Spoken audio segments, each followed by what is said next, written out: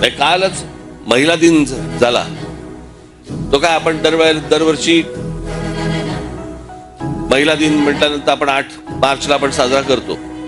महिला दिनाच्या शुभेच्छा आपण देतोय, परंतु एका सर्वात मोठ्या महिलेचा विसर पडून देतोय आपण. त्या व्यक्तीला विसरतोय की खरं तर महिला दिन हा दिन खरं तर जिजाऊ साहेबांच्या नावाने हा खरं तर ओळखला गेला पाहिजे.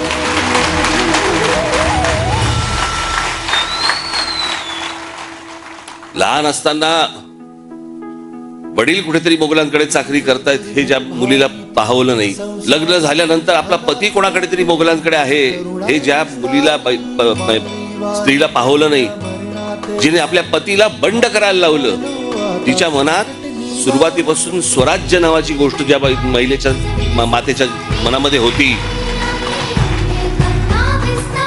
तिने आपल्या मुलाकडनं ते स्वराज्य घडवून आणलं.